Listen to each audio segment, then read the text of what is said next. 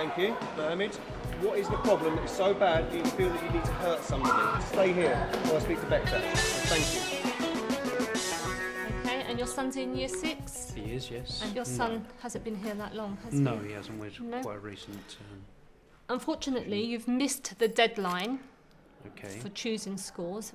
Your choices are going to be a little bit more limited than most. Okay. Because children have already been given their places in secondary. Where we come from, we don't have a choice. It's you either go to that school and like it or lump it. But what we don't want is Mohammed not to have a school in September. Of course, yeah. Okay, guys, so what do we need to tell our reader in our opening paragraph? What do we need to tell our reader about, Jasmine? Good about being a nurse. Absolutely. What's good about being a nurse? That's the reasons we're going to give. So what's the first thing we're going to need to say now? Can someone give me some ideas about how... What's the matter, Siobhan? Hooked me. Okay. Mohammed, I'm giving you a warning now. You need to stop, all right? Our golden rule is that we listen. Okay? And is there anything else I can help you with? Yeah, there is actually. We're having great problems with the housing issue at the moment. My family joined me, as you know, from Pakistan, and we're currently in a bedsit, which is very, very cramped for space. Okay, your son's primary school has a very good pastoral team that may be able to support you in making a housing application. Sure, I'd appreciate that very much. Would you like me to refer? Yes, please. What we're trying to persuade them. Who can give me a fantastic idea?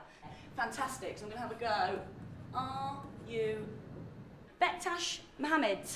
Mohammed, I've given you your warning, okay? And because you've carried on breaking the golden rule that we listen, I'm going to put a minute on the board for you, all right? You've lost a minute for breaking the golden rule that we listen. You're now not being kind and helpful. That's the second golden rule that you've broken. You need to go and sit at the time-out chair, please, so we can carry on with our learning. Mohammed, you need to go to the time-out chair now, please. Thank you. Okay, guys, so I was just with Isa. Isa, what was your idea for our opening sentence? Off you go. Are you tired of... Hi, Kathy. Can I have a word? You can indeed. Sit down.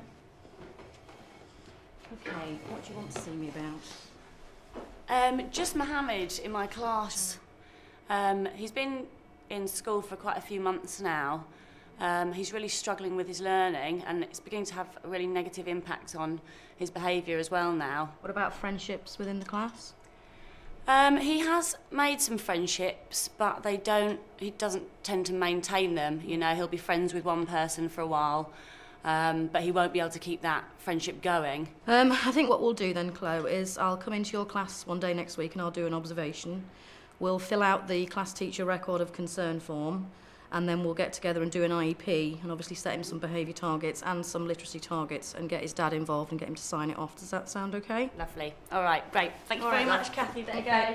See you soon. Cheers. Bye. Bye-bye. Okay, Maggie, you put on the agenda you wanted to talk about Mohammed Khan. Yeah, I met with Dad last week to complete a secondary application because they've missed the deadline for starting school in September. And we completed the form, although some issues come up about housing. Okay. And I asked Dad if he would be prepared for us to refer it to pastoral care, and he said yes. Okay, because I know we've picked up quite a few behavioural problems with... Yeah, Chloe, his class teacher, has raised quite a few concerns about low-level disruptive behaviour in the classroom, and he was involved in a fight in the playground last week that I had to intervene in. We've got together and done an IEP for him, and obviously he's working towards those targets, but I think we need to do something else. Have we done any assessments? Not so far other than what he would normally get in class, but I think it would be wise if Chris, if you could get involved and do some assessments on him. That, and it sounds like there's perhaps more complicated issues as well. What kind of assessment would you do? Well, I mean, it will depend on his language level, so I think I'd like to just get an idea of where he's at the moment. It's starting to sound like it's pretty complex, because we've got housing, we've got learning, we've got behavioural stuff going on, we've got transition to secondary. Maybe we should think about doing common assessment at CAF. I think so, yeah. Okay, well then I'll need to speak to Dad as well sometime about whether he'd be happy to go ahead with that, because there's too much information we don't know, isn't there, as well, so we could get it all down and try and coordinate what we're going to do. Just kind of give him some more discipline.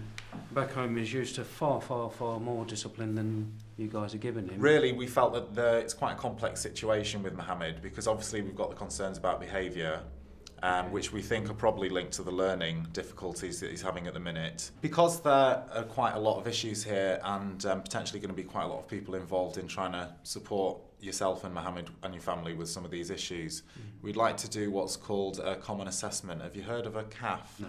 Okay. Basically, a common assessment is a new assessment tool that's being used in all agencies in the UK that work with children and young people to get a thorough assessment of what the needs of the child and family are. So in the first section, we'll look at the development of Mohammed. And the second section is for you to tell me and the rest of the team that we're going to create how you think you're coping as parents. And the last section, this is where we'll think about housing, because family and environment is looking at that's our biggest the wider problem issues at the moment. Yeah, so we'll think about what we want to get.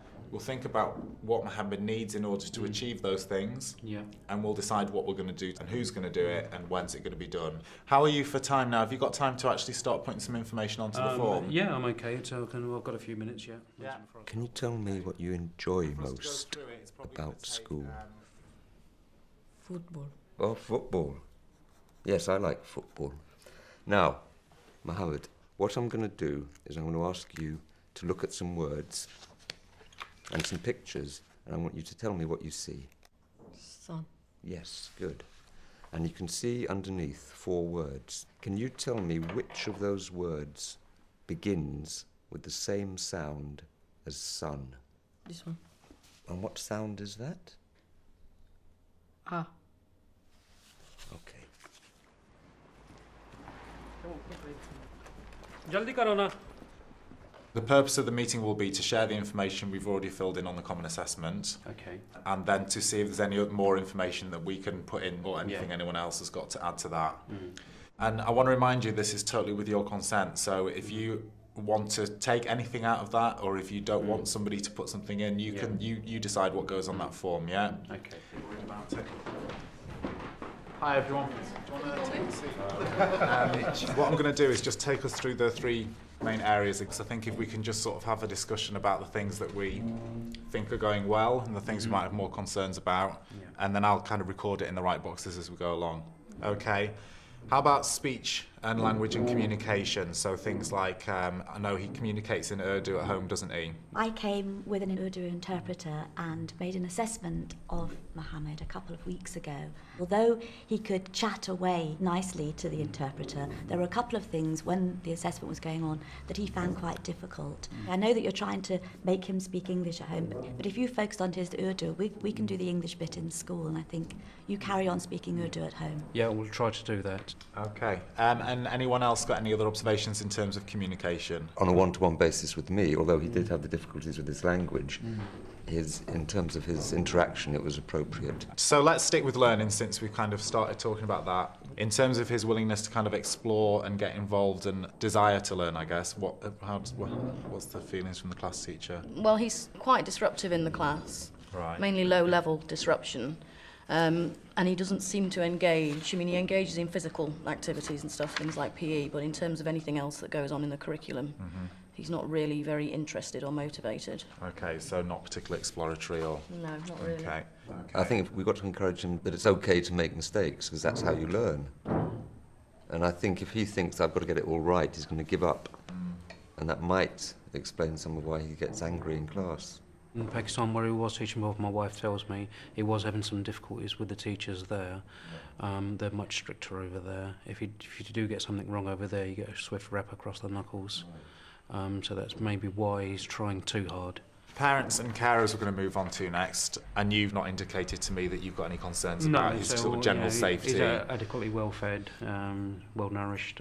We don't have any problems providing him with food and shelter. He's got warm clothes. And Mr. Khan had already said that there was an issue with housing, the whole family living in a studio flat, and Mohammed is sleeping on the floor. Is that right?